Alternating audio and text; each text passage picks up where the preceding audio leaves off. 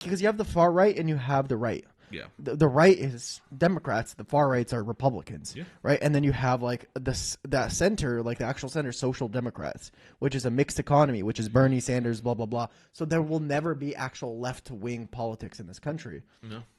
It's not anytime soon. Not unless no. we. Well, that's like the hope with PSL is like. Yeah. Not unless something happens that I can't say on this podcast. But yeah.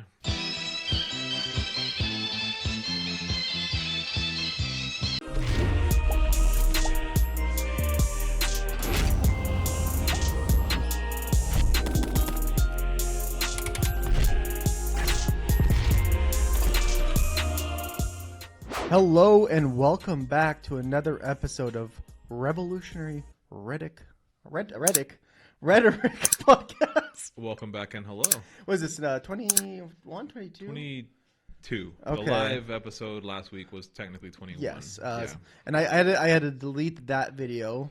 Sorry for all that wanted to watch the live video, but it just didn't make sense. I wanted to have a professional video up for the episode, but kind of give a little bit of a treat for people who tuned in live. So Yeah. I could basically recreate the video for YouTube's algorithm, which apparently hates us because it didn't do very well. Dude, it's so funny. If you look over the shorts, it's like 3K views, 0 views, 3K views, 0, 0, 2.6, 0. It's like, I don't know what it is. I genuinely don't know what it is. I think it's YouTube just not liking us because some of them are 0. It's just like, so you didn't share. So it just actually didn't get in the cycle at all. Speaking of, if you're watching on YouTube, please now would be a great time to subscribe, share, and comment. Sake.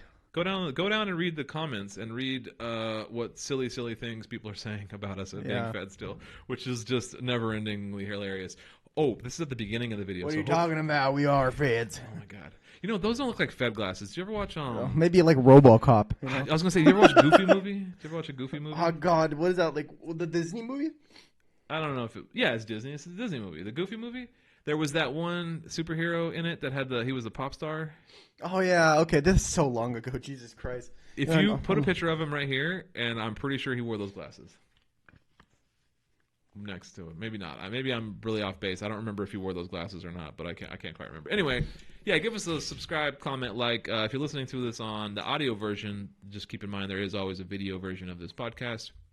Head on over to YouTube, Revolutionary Rhetoric Pod. Rate our pod, you sons of bitches. Oh my god, you got black ones too? Yeah. You came prepared. I do. I have another like 15 pairs at home of random shades. I don't even know how I got them or where I got them from, but they just appeared. They just appear there, and I'm just like, all right, I'll take random like props for videos and stuff. Why not?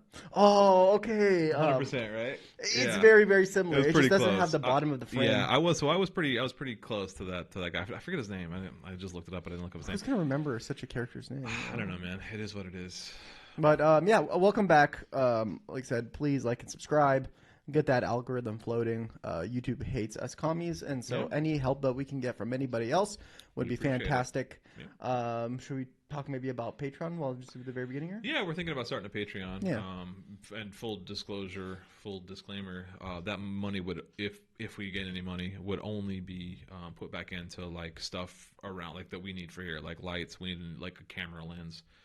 It's all just equipment. Like it literally just gets reinvested back into the podcast. I would say that not to use capitalistic terms, but like yeah, but like none of that money would ever be used for our personal benefit. And I think if we ever did have a surplus at the end of each month or whatever, that could be donated to like a Palestinian cause or something. Yeah, that would be. I think if we did do a Patreon, we would just have like a list of maybe like listed on the website of like things that money is going toward, and then once we reach that goal or whatever, then anything after that what's it called, the Amazon wish list? Yeah, basically a wish list, but like anything after that going to like some kind of either local Palestinian group or like if we find a way to, because I know that we've raised quite a bit of money through our local Communist Party for Palestine relief through like previous events. So we have the access to like get that money to actual people over there. Oh, while you're here, join CPUSA if you would like to actually help out and provide some relief for people. And maybe that's what that guy's problem is he just hates CPUSA. Maybe he's a PSLer. Maybe he's just a PSLer. Maybe he's a DSAer. And he just really hates CPUSA. Dude, it'd be ironic if he was a DSAer telling CPUSA they have feds in it. CPUSA is feds? Yeah, get out of here. But, sorry, I didn't mean to step on his plug of, go join CPUSA if you're trying to get involved. Also, in, if you're that fucker that keeps commenting on our videos, please reach out. We would love to have you on Yes. the podcast and to see why do you think we are feds? We're in agreement. We want you on the podcast. Come talk to us. Come talk Please. to us. Reach out. DM us anywhere. You can't really DM on email, but our on YouTube. But our email is revolutionaryrhetoric@gmail.com. DM us on Twitter, Instagram, TikTok. Bro, I don't think this guy's. I don't think he actually watches the video. Well, yeah, he not probably a real clicks on the person. video, Yeah. dislikes it or something, and then just leaves a comment. Yeah, I'm not convinced he's a real person. He might be a bot, but well, he's not a bot. It's too like call and response to be AI or a bot. No, it's a you're right. person. But It's a person. Now we're trying to figure out if that guy is a fed or if it's just some fucking. Yeah, prick. he must just be a troll. It's got to be a troll, man. I don't know. But why troll us with 50-something subscribers, Just man? please keep in mind that you are not bothering us. You I are love providing it. us with just endless hours of enjoyment. We talk about you so much because you fascinate us. So anyway, Oh my god! I think I moved this. what I predicted came true. We have this very precariously rigged up here, but shout out to my partner, my spouse, for that was a Christmas present. This like 3D printed wood plank sign. We'll have it figured out. We'll have it like properly mounted up. We'll mount it. Maybe I could just drill a hole and then like rig it here so it just kind of like floats We're just gonna float from the ceiling, from the table. I'll drill a hole. It's gonna be a random sign, just slowly. We're just gonna slowly lower it on a pole. No, I'll just drill a hole. I have washers and nuts and bolts. I can just drill a hole. Yeah. I'm a crafty guy. I can. Yeah, figure no, it out. that'd be great. That'd be great. Oh, Anyway, my God. ready to get into some news? Are we done? Yeah, let's get into some news. All right. We don't have a whole lot for you, even though we did a live stream last Friday. Apologies for the late episode there. There's been a ton of stuff, but there's been like 3 big stories that we want to touch on today.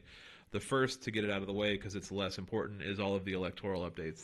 Last Tuesday and this the 27th, and this past Tuesday, the 5th, in particular, the 5th was Super Tuesday, where like 17 states or something, I forget how many it is, had their primaries, and then the last week, or last month, last week, February 27th, it was just 2 states, South Carolina and Michigan. So we'll start with February 27th. No surprise, South Carolina went to Trump, 59.8%. Nikki Haley did get almost 40%, but that was her own state where she's governor. Yeah, that's quite sad, So, to like, be honest with you. that was kind of the last gasp for her, although as we found out from Super Tuesday, she actually did one more state, so we'll get to that in a second. Michigan, Trump again won 68-27. Trump over Haley. On the Democratic side, interesting Michigan updates. I'm loving the uncommitted energy. Let's uncommitted fucking energy. Over 100,000 uncommitted or no preference votes in Michigan for in the Democratic primary. So rather than vote for Biden, over 100,000 Michiganders. Michiganders? Yeah, I don't know. know. Michigander sounds fine. Ganders. There's a cool band named Michigander. That's not relevant, but there you go. Shout out to Fun Michigander, fact. the band. I think they're from Michigan. Anyway, From Ohio or some shit. we're watching them be from Ohio. Yeah, that's not a great sign. That's a swing state. Yeah. South Carolina, or excuse me, Michigan is a swing state, and it's like it's really important that Biden carries those if he wants to win re-election. And over 100,000 people from Michigan said, no thanks. I'd rather vote for no preference than Biden. So much so that in Dearborn, Michigan, the uncommitteds beat Biden in that primary, in that particular Nobody county. beat somebody. Yeah, nobody beats Can you imagine? somebody. So, yeah, take of that what you will. Can you imagine running unopposed and then losing? Well, I mean, he wasn't unopposed. There was other people on the ballot. I know, but Yeah. like nobody But won. basically, he's unopposed, right? Nobody won. Yeah, he's unopposed, and then he lost to nobody. Like, imagine being the incumbent president. The incumbent president. Get that out of frame. Oh my god, that's funny. Yeah, but here's the thing: it's also with Nikki Haley dropping out. A lot of like from what I have seen that a lot of people do not want to vote for Trump. Yeah. For Trump from Nikki Haley fans, and Biden's PR team is like, here with open arms, welcome neoconservatives. If you don't like Trump, we can find a middle ground on democracy and I mean that's actually kind of some of the next. rights. That's some of the next news I have is about Nikki Haley. So she dropped out. She won. She did win Vermont on Super Tuesday this past Tuesday, March 5th. Today is Thursday, March 7th. She won Vermont, but then she dropped out of the race. Yeah. She did not endorse Trump. And she also kind of, it was a really low key affair. Typically, like when a candidate drops out, it's like a campaign rally kind of thing. But this was like really early in the morning. Apparently, it was just reporters and staffers that were there, and it was kind of very like nonchalant. She just casually dropped out. But what she did say is she didn't endorse Trump, but instead she says in that little press conference that she gave that she hopes Trump can reach out to her supporters and kind of appeal to the more moderate anti-Trump, you know. Which is surprising. You would think that she would eventually bend the knee, maybe get like a fucking role in the cabinet or something. Yeah, I don't know. I mean, I think that maybe her gambit is that like she will regardless, but I don't know. Trump holds grudges, man. So like, I don't see that being a thing. Yeah, I could also see her maybe trying to appeal to, like the Democratic Party and maybe trying to kick Trump out via like doing some sort of nonpartisan blah blah blah bullshit. Yeah, I see that. I see that. Well, speaking of, Biden also gave a statement reaching out to Haley supporters, kind of like he's still trying to like court that Republican vote of saying like, you're a never Trumper, you're a moderate Republican, I'm your guy, which we all know is true. He's a moderate Republican, you know, basically. So Biden is you know, trying to suck up those Haley votes, just like. I don't know. Maybe Trump won't even try. I'd be curious to see what Trump said in response to Haley dropping out. I didn't see anything, but I also didn't really look of like what Trump is he going to say. No thanks. He's not going to like try to like court those moderate Republicans. They were never Trumpers, so they can get fucked. I genuinely don't know. It's kind of hard and confusing to constantly follow what this man thinks because it kind of changes on a daily basis. But at the same time, it's just like he does have that egotistical like. Yeah, very thought process is like, oh, if they didn't vote for me at first or they didn't want me at first, I don't want their sloppy seconds. I don't want to be the sloppy second. Yeah, he does come off like very like he holds grudges and he is very like vindictive and petty and like if she said something anti-Trump on the campaign trail, she'll never get like a position in his cabinet or whatever. Which doesn't matter, honestly. Which, yeah, I mean, the Republican Party is going to back Trump till the fucking end. She's set regardless, too. And, yeah, like, the Republican Party is notorious for just getting on board. I mean, remember, like, the Ted Cruz photo of him, like, begrudgingly campaigning for Trump, like, after Trump talked all that shit about Ted Cruz and his wife. It has wife. And then there's that photo of Ted Cruz. Call his wife it looks like he's crying and he's, like, phone banking for Trump. Oh, yeah. Oh, my God. I'm going to post that video here if I can. If I find that video. That photo of, like, oh, my God. Cruz looking so sad. So, I mean, the Republican Party is nothing if not, like, obedient to their like, which is actually, like, not necessarily a criticism. I mean, it is, but, like, they play the game better than Democrats do. Like, Democrats are very fractured, and like there's progressives and there's conservatives, and like, you know, you have the Cinemas and the other guy Mansions and the Pelosi's. Well, I guess Pelosi would be like the second kind of group in the middle, and then you have the AOCs and the Omars, which are like the furthest left of the Democrats. It's like the progressive wing of the centrist Democrats, or whatever they call themselves, centrist. And they're always pretty fractured, but like the Republican Party always gets in line, and like they kind of. They're in lockstep when they need to, which is why they typically get Here's more my shit problem, passed. man. Here's my problem.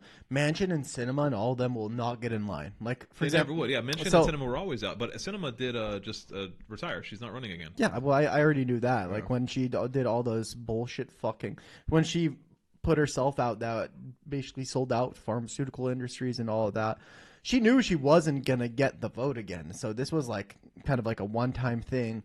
And that she was going to get some nice load of cash and maybe work for some kind of firm outside of politics. She knew private sector job. She knew that was going to happen, so she's like, "Fuck it, I'm just going to do all this shit. Whatever, I'm disappearing. Nobody's ever." I think she announced 2 days ago that she's not seeking re-election. Yeah. I think the guy running, I believe he's running for that spot. His name is Ruben Gallego. He's a congressman from Phoenix. He's actually the ex-husband of Phoenix's mayor, Kate Gallego. And he's like, he gets into a lot of Twitter beefs with people. Like he'll like openly talk shit and like cuss out like MAGA Republicans, which is like funny to see. But then he's also kind of pro-Israel. And I mean, he's a normal establishment Democrat. So like he's like the AOC level of like he's on Twitter as like a cool Twitter guy. Yeah. But really, it's just bullshit. It's just mirage. But that brings it back to it. It's just like they have this mirage that everybody in like falls centered to the Democratic Party when, you know, Mama Pelosi says things need to be done. But realistically, the right-wing Democrats, the so-called right-wing Democrats, are basically just Republicans, and they will not follow what the Democrats do. Yeah. But then when we have somebody like, you know, so-called progressives like AOC or Ilhan Omar or Rashida Tlaib, instead of pushing for left-wing ideas, they always come capitulate back and capitulate they and they go back to the center. 100%. And so what happens is like you have the left-wing so-called Democrats and the right-wing Republicans, and then they'll be split 50-50, and then suddenly a few Democrats walk over to the Republican side for a certain bill to vote on, and it passes for the Republicans, and it makes it look like, oh, you know, there's just a nonpartisan there. This is how it works. Yeah. Compromise in the spirit of democracy and all that. But, because like, yeah. But like I said, the Republicans play that game better than Democrats. The Democrats always seem to be losing, no matter like how low the stakes are. But they always lose. They're always the one to compromise. And it's always funny because it's like the idea of like compromising as being part of democracy is fine, whatever, I guess, if that's your thing. But like they're not coming from like, you know, -10 plus 10. They're not meeting at 0, right? It's starting at -10 and like 5, and they're meeting at like -3 or something. No, for me, if that makes sense. Like they're always meeting on their side. It's not actually a compromise.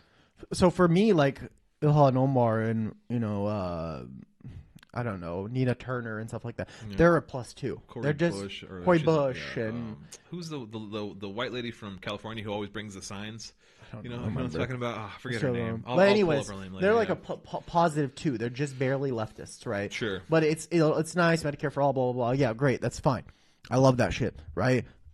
And then you have fucking like the fascists on the right that's like a -30. Yeah. And they're like, oh, instead of meeting at 0 with the center, so-called center, they meet in that. They're like -10. That's what I'm saying. So that's exactly what I was saying. Yeah, but I'm saying it's like the Overton window is coming over, yeah, right? And they will never be because you have the far right and you have the right. Yeah, the right is Democrats, the far rights are Republicans, right? And then you have like that center, like the actual center, Social Democrats, which is a mixed economy, which is Bernie Sanders, blah blah blah. So there will never be actual left-wing politics in this country. No. It's not anytime soon, not unless we. Well, that's like the hope with PSL is like not unless something happens that I can't say on this podcast, but yeah.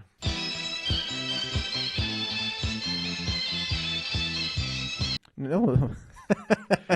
Anyway, getting back to primary news. Nikki Haley dropped out. Doesn't yada yada yada. Trump's now the last man standing. Not that that's a surprise, but now it's official. There are no other candidates in the race. DeSantis, Christie, everyone has dropped out. There's still like technically people running on the Biden side, right? Dean Phillips is in. There's other Democrats running. It's such a cuck. Yeah. So like Biden versus uncommitted. So that was so going back to the Biden versus uncommitted for Michigan. That wasn't isolated to Michigan. That was like Michigan did have the highest votes. I think they had a little over 101K votes in Michigan. That was a trend all through Super Tuesday. Some highlights were 88,000 votes in North Carolina, 58,000 votes in Massachusetts. Like there was quite a bit of uncommitted of Biden versus uncommitted, like all throughout Super Tuesday. That whole movement is kind of started by younger Arab Americans and Muslim voters in Michigan and North Carolina threw me off a little bit. Yeah, well, apparently North Carolina also. I was reading some articles about this. There's precedent for this. Obama in 2012 received 200,000 uncommitted from North Carolina. Way more than Biden, almost more than double what Biden got. Obama got. Jesus, well, at that point was he the only one running, or? Yeah, it was 2012. That was his re-election, so he would have been unimposed. Oh, wow. So like people, but that was like post-drone era Obama when he was just blowing up Yemeni weddings like left and right, you know. Yeah. And so like people were pretty unhappy with Obama in 2012. So wow, I didn't know that. Okay. Yeah, 200,000 Democrats voted no preference, uncommitted in North Carolina in 2012. Wow. Okay. So like I know like 88,000 sounds like a lot, and it's funny to make fun of Biden, but that's still less than half of what Obama received in non-committed. So just I thought I'd throw that in there as a historical context that this is not a new thing to vote uncommitted, and it's pretty funny. That is pretty funny. We vote Tuesday. Shout out to North Carolina. We do vote Tuesday. Yeah, at Washington State. Vote uncommitted, you fucked. Yeah, if you're watching this in Washington, this video will go live this weekend. This audio will go live this weekend, so you'll have a couple days to listen and watch this before you go vote on Tuesday. Tag us on Instagram. Take a photo of your ballot, no voted or uncommitted, no preference, and tag us on Instagram with it. Let's get this going in Washington State. Let's get a little hashtag uncommitted. No preference, hashtag Genocide Joe, hashtag Free Gaza, hashtag Free Palestine, Free Gaza. Let's go. Tag us with those. That'd be fun. I don't know. I just had the idea for that right now. I like that. Just tag us on Instagram. Tag it. We'll make a compilation. Preference. Take a photo of your vote. If you've already mailed in your ballot, which most of us have, I haven't. Yet. I don't mail in. I go to the place. I'm old school. I'd wait till last day always. Yeah. Well, you just drop it in. I don't even know if I can find my ballot. I got mailed it, I assume, at some point, but I'm pretty sure I threw it away. Oh my god. I'll just go to the polling place and get a new one. Yeah. That's what I did last time. There was an election here when I first moved here, like August. But that was just like some local shit, like local initiatives that I didn't really know too much about because I had just moved here. Anyway, something a lot less fun or a lot less dumb is the Flower Massacre. On the 29th of February, so last Thursday, a week ago today, quite a bit of Gazan civilians were congregating around food trucks or trucks that had humanitarian aid food that were being delivered to West Gaza. And there was quite a large crowd. There's over 600,000 starving Gazans in Gaza. And so these food trucks were there to deliver flour, a bunch of food, just kind of foodstuffs and like necessities to feed these starving people. At which point the Israeli soldiers, the IDF, opened fire on that starving crowd, apparently firing tank shells. There were drones and soldiers firing like small arms into the crowd. I really don't have many words about this because what did they claim exactly? So they had claimed that their deaths weren't from their guns, that it was something happened and that they were stampeding and they trampled each other. That was the Israelis' original claim. That was immediately like debunked by Amnesty International, as well as like there were 3 hospitals in the area that were still in operation. That I guess the 3 different hospitals had different reports of like hundreds, dozens. Like there was these different quotes from like ER docs in these hospitals, and they were just riddled with bullets. Right, you have people with bullet holes all over the ground. And yeah, obviously, if you fire into a crowd, they're going to trample. So I guess there was a report from one man who, Israel apparently fired into the crowd. The crowd dispersed, and then they came back sometime later, and then Israel fired into the crowd again a second time. So I think that's what's now being reported is it wasn't just once; it was actually twice that it happened. And I guess there was one report from a Palestinian man who was there. He fled unharmed, and he came back later because these people need food. And then he was shot in the leg, and apparently he fell, and I guess he got trampled a little bit, and I think the trucks were trying to flee as well, and his leg got ran over by a truck that was leaving. And so, yes, the trucks were, because there was a lot of panic and chaos, people did get crushed. But what created the chaos? But yeah, apparently the Israeli tanks had ran over some people, I read from a couple different sources. So yeah, ultimately, like, there's really no excuse for this, like regardless, but like what Israel has said in their press statements is like, okay, fine, we did shoot at them, but it's because they were afraid for their safety, so they fired into the crowd. So you fired and ran people over with tanks. Yeah. These people that are like literally like malnourished, that have zero energy to fight back, who are literally just trying to, receive some food so they can not die. The response was just like open fire on a crowd. Yeah. So, if you don't see how this is like literally evil, like at this point, like I don't know what to tell you, man. Yeah, you might as well just supported the Nazis during World War II. I mean, at this point, yeah. It's pretty despicable. It's like I think this is like Israel has done a lot of despicable things throughout this most recent kind of since October 7th. Yeah, this is probably level up there. As of now, there's no way to know, but I think it's been around 128 dead. Again, a lot of them are children. And many, many injured. Last count was like almost 1,760 was one source I read. Injured with like bullet or like just crush or whatever. Regardless, there's 1,000 people that were either injured or dead. Yeah. So like 1,000 people is not a small number of people. Like 1,000 people is an entire school. I think I read somewhere that it was. A rock was thrown at a tank, and that's what initially caused it. Is that like they panicked and a rock? This is like from a rock. What is the acorn situation? All over again. Well, actually, I was listening, a bunch of fucking thumbs, no matter where you go. Yeah. I was actually listening to a different podcast this morning on my way to work, and there was somebody on that actually brought up a really good point. That's something I guess I knew, but I hadn't really considered, or at least I hadn't really thought about it deeply enough. Is like there is proven science that like your brains aren't developed until 25-ish years old, right? Like, yeah, that's when your brain are fully developed, and the last part to kind of grow in is the part that kind of is like reasoning, common sense, like logic, and also like consequences. That's why kids do stupid shit, is because they don't think long-term consequences, because that part of their brain is literally underdeveloped. And the average age of a soldier in Israel, and actually anywhere in the world, is like 18, 19 years old, right? Yeah. It's always kids that go fight wars, basically children, right? I mean, 18, 19 teenagers are the ones that are in Vietnam, that were in Iraq and Afghanistan. that are in the Israeli military, right? You get out of high school, you serve 2 years in the Israeli military from like 18, 19 years old. So like these are children, and so it's like obviously they're going to do stupid shit like this because their brains are underdeveloped. And it was just a really like, this is not to like apologize for them or make excuses for them, but it's like obviously you have a bunch of like a starving mob at a food truck. Like, of course they're going to like be in a mob. Of course they're going to be unorganized. Like what did you think was going to happen? And then to fire into them, of course they're gonna like people scatter. Just want food. Yeah, people like, just want food at the end of the day. Like they're not organized on how they're gonna approach the truck. Yeah. Why should they think about approaching a humanitarian aid truck to gather some flour, to gather some supplies to make food? They're just there for food. They just got fired upon. Like that is a genocidal war crime. Yeah, like 100%. It's like pretty cut and dry. Amnesty International. I was watching this video with Amnesty International. It was an Al Jazeera English video, and they were interviewing, I assume, like a lawyer or something from Amnesty International, talking about like blatant war crimes. And even Biden once again is like kind of stepping in and saying this is too far, which kind of leads us to this next story. And this is just breaking as of a couple hours ago today, so I don't have a ton of information. Biden has apparently called an emergency meeting to like.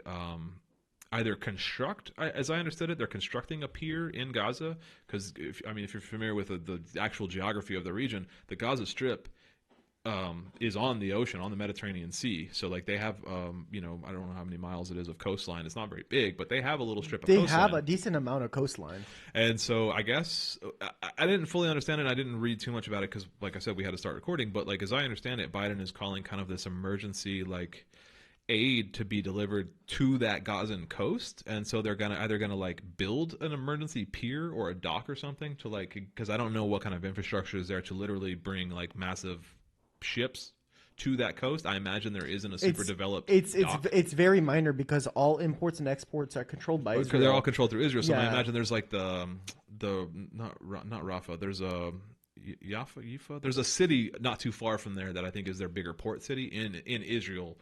The land, like you know what I mean, in the Israel-controlled Israel, not the Gaza Strip. It's all Palestine, but you know what I'm trying to say. So, as I understand it, yeah, Biden is going to like build this, like have the Army Corps of Engineers build a pier to like dock to like, get aid in, which is like, yeah, you brought up this point earlier, which is fucking bizarre because it's like Israel is like a puppet to America. Why don't they just like, because it sounds like it very much read like without like, again, there's not a lot of coverage of this yet, or at least that I've seen, but it feels like they're doing this to circumvent Israel, to go like behind Israel's back, quote unquote, to like give them aid. But they're saying it out front that they're going to do it.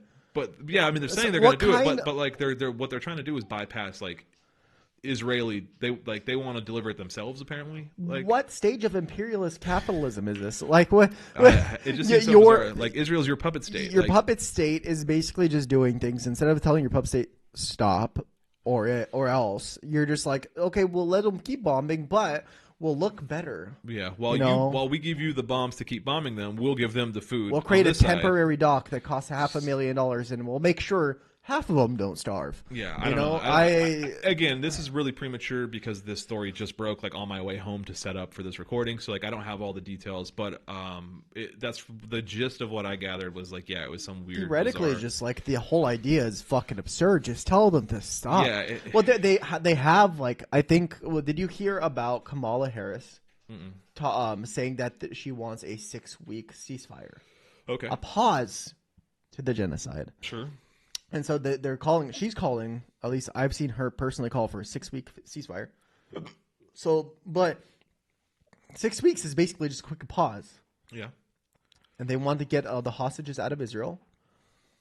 But it almost seems like disgustingly temperamental to me because, like, if you're taking all the hostages out of Israel, right, for 6 weeks, there's a ceasefire. That's not enough time for the Palestinians to reorganize, right? 6 weeks is not enough to do anything. And really. Yeah, but then you take the hostages out, and then they just continue bombing. Yeah. And so a lot of the Israelis are happy because a lot of the hostages are out, and then that was like half their concern was the hostages. They didn't give a fuck about the Palestinians. Yeah. I'm sure some of them are left-wing, people up in Israel, and they're not happy about it. But well, yeah, there is like a growing movement of Israelis that are like not happy with what's happening. But I am worried that like, assuming the hostages are ever actually released, like what's Israel? I think that would give Israel just free reign to just fucking carpet bomb like all of that's what I'm saying. So like, I want a ceasefire, but not in this way. Yeah. I mean, God, I'm not in the situation, so I can't say I rather keep it going for fuck's sake. But like this is like, This is like, oh, we stop for 6 weeks and then we return with hell. Hell will be, unleashed. That sounds even worse. Yeah. So we can't ask for a ceasefire and have this given to us. It's like, hey, we don't have health care. We're like, okay, here's single payer where you have to pay for health care. Yeah. Now you're forced to buy private health care. That's not what we asked for. We asked for health care that's it's always these provided. half measures and just like these compromises and half measures that never go far enough. It's never a quarter even really measure. Address the it's a ceasefire that would allow Israel to benefit. Yeah, it's a ceasefire that would harm Gaza more, like in the long run. Yeah. So Jesus Christ, so I really don't know what's going on. Yeah, but again, you brought up a good point. Where it's like, well, who are we to like say that that's not something that the Hamas should accept, right? Because like if it's an end to like death even for 6 weeks, then like if you're a leader, you have to consider that, right? So, like, yeah, I'm just thinking strategically. Is like if you do accept this, your number one priority is to keep extending the ceasefire, like with the North Korea and South Korea. Keep extending the ceasefire. Keep extending it. So find somehow to extend it, because the moment that extension is gone, it's the fucking hell is going to fall on Gaza, because they have zero reason to refrain at that point, because who is going to do anything? They've been doing it the whole time, and the United Nations hasn't done shit. The U.S. hasn't, NATO, nobody has done anything. And so once the Israeli hostages are out of there, I mean, like, there's like to them, the Palestinians are animals. Yeah, no, I mean they have said as such. It'd be hunting very for openly, fun. Not to drastically shift gears, but speaking of bombings, you just see that the Houthis killed their first people.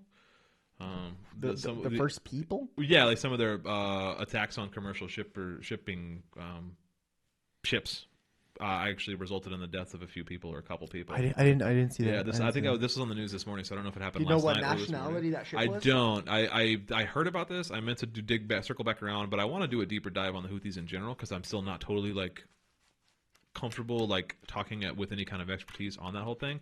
But as I understand it, that might be a bad thing for the Houthis, because it is a bad thing.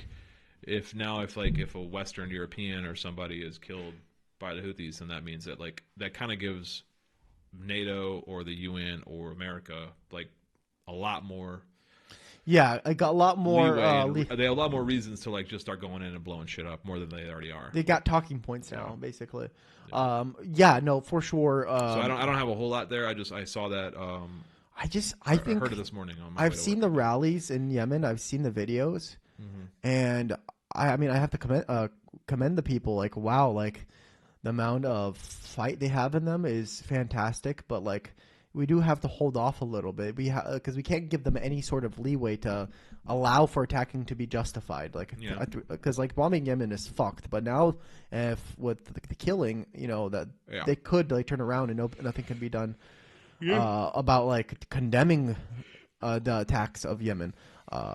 But God, I've seen like the videos with like the Yemeni people like basically calling for world wars. Like, if you want to fucking fight, let's fucking go. Like, fucking, they don't give a fuck anymore. They're like, world war, let's do it.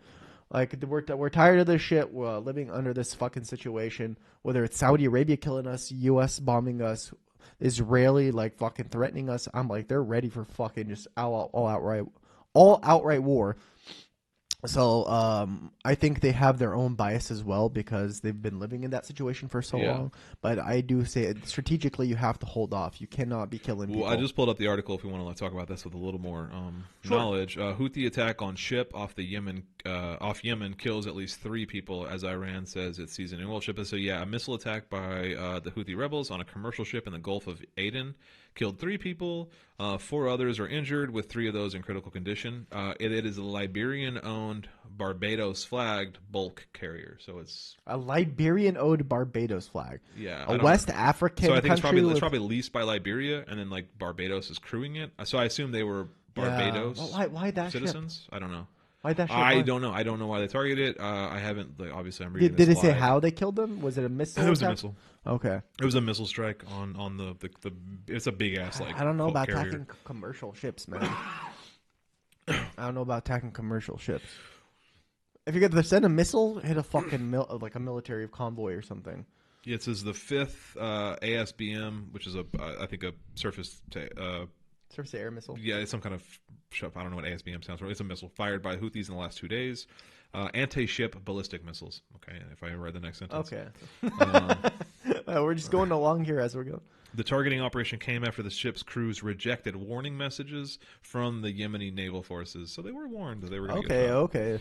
Not that that's super. I mean, I don't listen again. This is like condemning Hamas, right? Like, I'm not going to condemn Hamas because I'm not in Hamas's position. You're put in that position, you got to do what you got to do, and I'm not prepared to condemn the Houthis attacking like seemingly like third party ships because I don't know enough about the Houthis and I don't know enough about their like military objectives or goals to like say one way or the other. So I'm actually not going to talk. I have not that I don't have any opinion. I'm going to say I'm pro-Houthi. Oh, I'm pro-Houthi as well. Because here's the thing. They might not agree with me totally. They might be fucking anti-LGBTQ. They might be anti-socialism. At the end of the day, they're anti-imperialists because Saudi Arabia is bombing them. If the U.S. and Saudi Arabia is bombing you and Israel's threatening you, you're doing something right. Yeah. You're probably on my fucking side. And also, I mean, they're not colonizers. They're not imperialists. They're defending themselves. I think they have the right to defend themselves. Yes. And also that ship, I don't know how close it was to their territorial waters. It just said it was off the coast of Yemen, so I imagine it was close enough. If it's in their territorial waters, they have the right to say stop or don't go. And if you don't cooperate and if you're in their national water, they have a right. Oh shit! The State of the Union was tonight. Oh, I didn't even notice that. I mean, there's nothing worth. Yeah. It's just bullshit. It's just fluff and like pampering or pandering and fluff. It's not actually like. There's never anything of substance in the State of the Union. There's not. Don't fuck the State of the Union. Who cares? Well, Biden is gonna like. I mean, it says it was in the Gulf of Aden, which leads me to believe that it was in international waters. I don't know. If it is in international waters, that is a different story. That kind of changes. That does change things. It doesn't give them like carte blanche right to just attack it. But if they're in national waters, if you're asked not to do something and you do reject it, I mean, that's kind of like pretty much. Yeah. I mean, it's like police pulling you over. Even if you did nothing wrong, you have to pull over. The crew fled the ship and deployed all the lifeboats. Yeah. There'll have to be more information. Like we'll have to dig into this a little more. Like I said, this happened this morning. We'll have to wait for all this shit to come out. I think the story broke this morning because that was daytime for them. So like it's the time difference. Anyway, I just had threw that in there because we were kind of on the same topic. What is that? Yeah, from Gladiator. Pro Houthi. Last story, and this is another sad one. This happened 2 weeks ago. We were just now kind of getting around to it. It actually happened, I think, longer than 2 weeks ago. It happened. Well, no, I guess a week and a half ago. This was Sunday the 25th. We're talking about Aaron Bushnell. We didn't actually discuss this last week. No, because we had a plan for those U.S. conspiracy theories. We were going to do a live. Had we done a recording, we had these notes prepared. I think I did mention it at the live that I had this prepared, but we did the live and we pivoted to a little bit of a lighter topic because it was live. So we were talking about this now, even though we're a week and a half late, but that's okay. So on February 25th, which is Sunday of last week, 25-year-old U.S. Air Force serviceman Aaron Bushnell lit himself on fire in an act of protest against the Palestinian genocide. He did so outside of an Israeli embassy in D.C. This was an act of protest, of self-immolation, which is a very common's not the right word, but it's not uncommon. It has been seen before. Yeah. Self-immolation is like a very powerful means of protest. Obviously, the most famous kind of example is the monk protesting the South Vietnamese.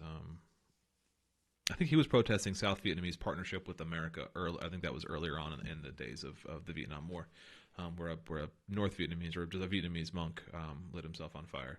And unfortunately, Aaron Bushnell did die a few hours later. He was rushed to a hospital, but not before he had a gun pointed at him as he was on the ground. I didn't understand that. I mean, that's I do 100%. I watch enough cop videos to completely understand that their first reaction, their only reaction is just hostile, aggressive, like the most aggressive hostile action. A man is burning to death on the floor, and you're screaming, and the cop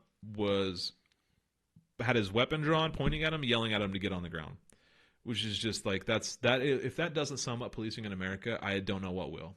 And there is, I don't know if it was another police officer or an EMT that was there, or just another guard or something at the Israeli embassy, or another cop, or like an EMT. I saw one report say it was an EMT early on, and I actually haven't gone back to double check.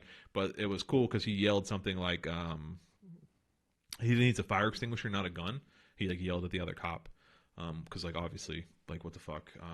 Yeah, who the fuck points a gun at a fucking guy that's on fire? Aaron Bushnell did live stream this. He live streamed the whole thing. I think Twitch has since taken down the video, but obviously there's copies of it everywhere. I have seen it. I do not recommend you watch it if you haven't seen it.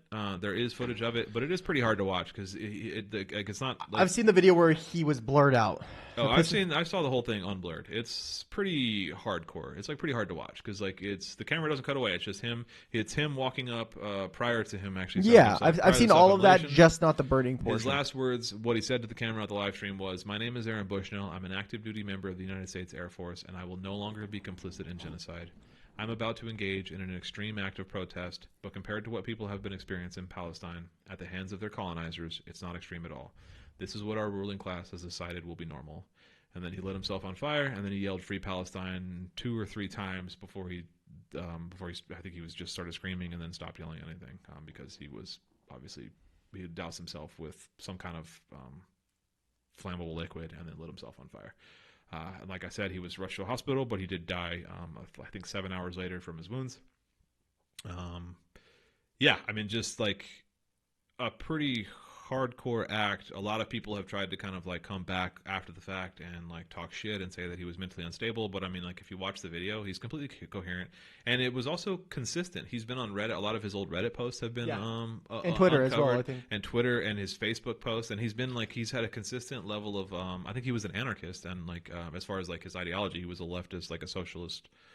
He was I don't know, an anarchist, an ANCOM or whatever. So like he was. Consistent throughout his like as far as we can tell from all of his like kind of his ideological purpose. Was in the military though, but then again, when you don't have any other choice, you need the money. Yeah, I don't. Yeah, I mean, like I'll never blame individual soldiers. No, absolutely not. No, it's like you know, especially. I wasn't saying that. It was just I thought it was just interesting. I know what you're saying. Yeah, but I think like once you're in, I think you can become radicalized by what you see, which is obviously very true. It could have happened afterwards. Yeah, I think it could happen in reverse. Instead of an anarchist joining the army, you could a regular idealistic young kid could join the army and then realize seeing what he sees. Yeah.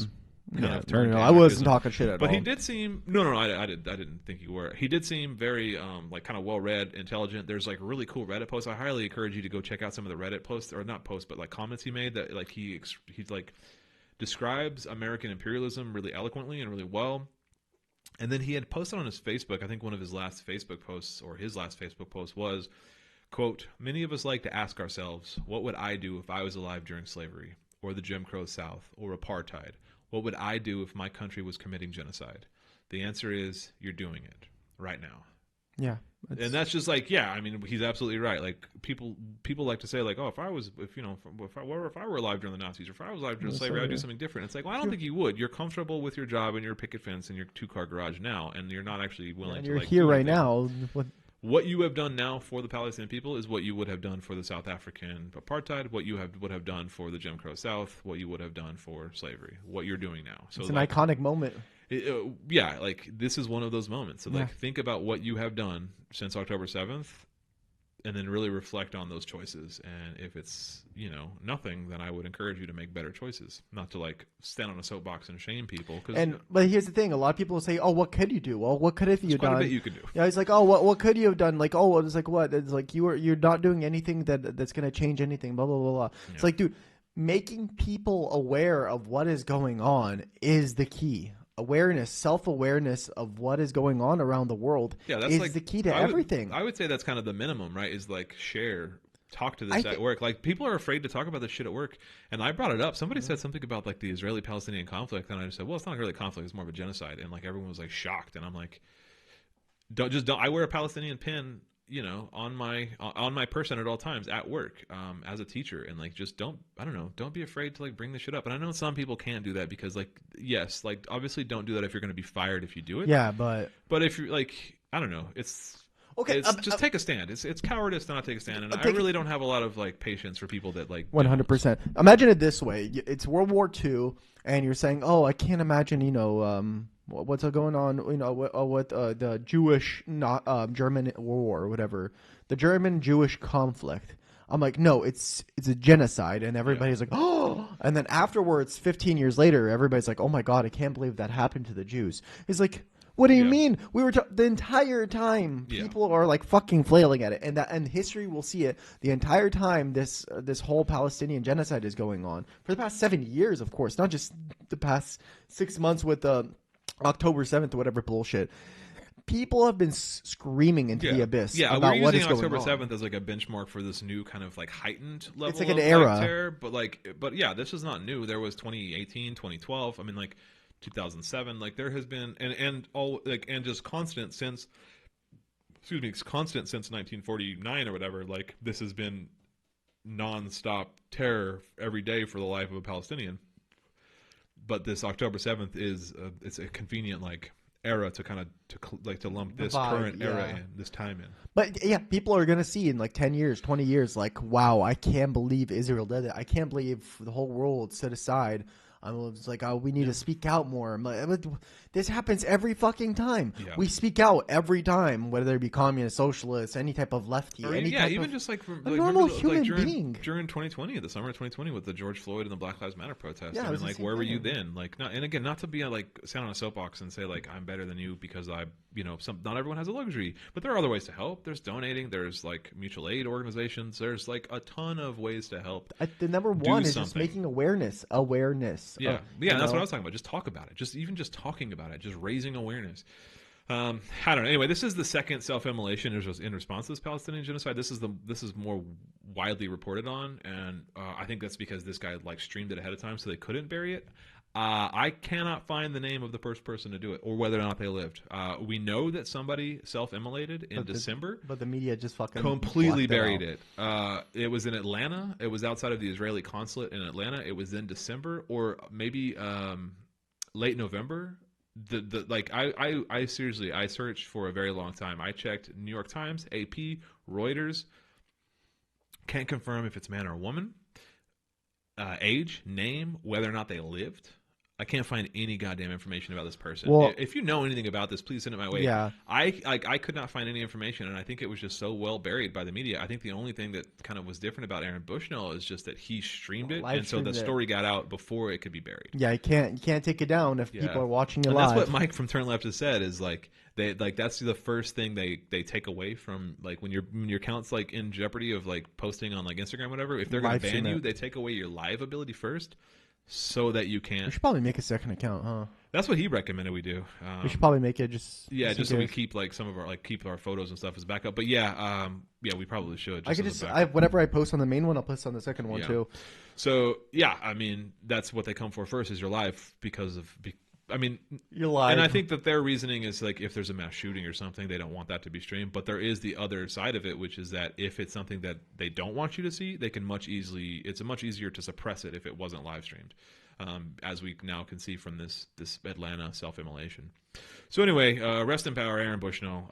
R.I.P. There's been a lot of R.I.P. brother. There's been a lot of talk about like idolizing or valorizing or like kind of looking up to what he did and glorifying suicide. And I don't know if it's like, I think the conversation's, that's not the right avenue to go down. That's not the conversation we should be having. The conversation we should be having is like the lengths that an average American would go to because of like what they're seeing. And I think that there's something really brave in what he did.